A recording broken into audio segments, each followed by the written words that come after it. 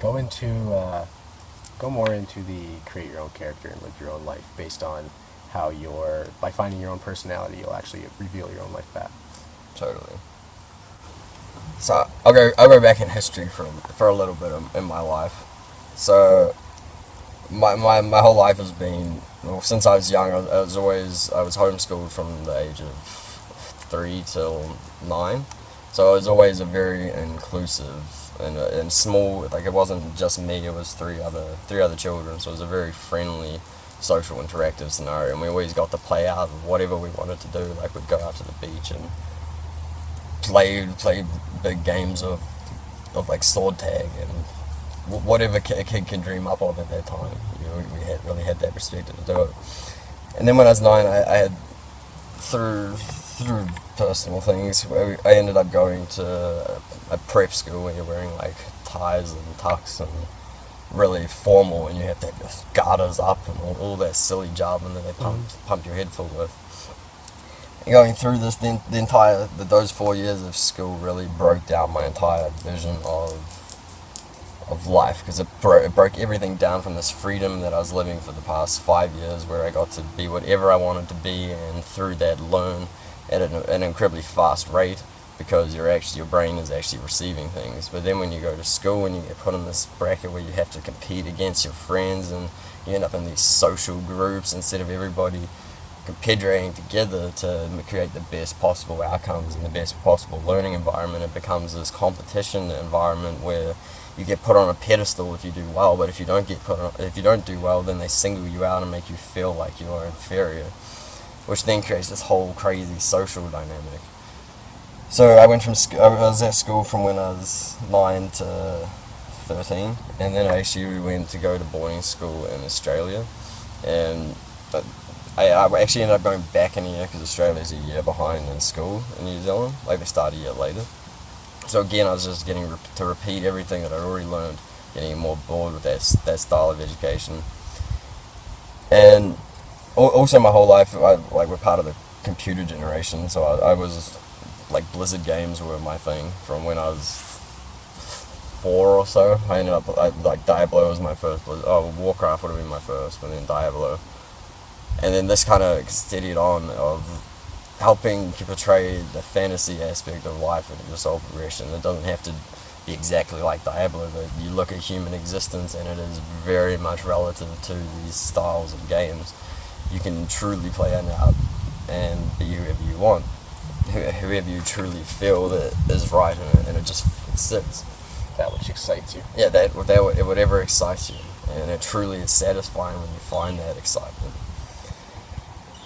So after I spent 4 months, I spent pretty much an entire year in boarding school in Australia, and this was the first time I really came to realize a feeling of homesickness. And it wasn't really bullying as bad as what people get, but it was bullying in context, because I'm a short ginger, and people like to point that out for some reason. It's like, oh, you're short? Oh, really? Oh, thank you. But when you're young, those things really do get you. But it's not like when somebody is racist, then they get in serious trouble for doing that. When somebody is what's the word? Not racist, but prejudiced to another white person, especially gingers and short people. People love to be against them, and nerds and all these subcultures that we put into it. When in reality, we're all just a part of the same brain, just trying to do different aspects of it. So I ended up leaving school, and this was when I was 13. This was also the year that World of Warcraft got released, and I wouldn't call it like one of the main reasons, but it definitely helped pull me out of school, and I ended up I was more than happy to go home and then devote all that time that I felt like I was wasting at school into World of Warcraft, which I'm sure a lot of parents could deem as like crazy, but my parents actually fully supported it, and I totally promote them for that. Because then from 13 to 16, instead of being in all the bullshit of early high school where you're starting to have sex, get drunk, do drugs, I was completely engrossed in a drug, but a completely healthy drug where my parents were downstairs and they could help you work through the issues that arise in the game, such as intense frustration, rage, and all these things that come up from, if everybody's ever played that game, it has a tendency to bring out those rages when something doesn't go wrong. But it's a perfect contrast for life, because it represents our childish nature. When something doesn't go our way, we then explode, and well, for me, I was smashing a computer screen once, like, just because of something went wrong. But it really teaches you to control yourself in a controlled environment where you're not actually hurting another human being, but you see the self-destructive nature of yourself. So, after playing 3 years of World of Warcraft, completely engrossed in it, I was still doing, at this time I was like teaching myself through correspondence schooling, so there wasn't any real structure. There was a small amount of structure, but I didn't do any of the work, because it was like, this is English I was doing when I was 9. Why am I going to continue to do this? So I basically just played World of Warcraft for those 3 years every day. It would have at least been a year of playtime, which is quite absurd, really, but it was awesome fun, and I wouldn't change it for the world. And then when I was 16, I wanted to, I got those 16-year-old urges of wanting to go fuck party and all that hoo-ha. So I ended up going to boarding school in Wanaka, which is like a 4-hour drive from 5-hour drive from where I was living in New Zealand at the time.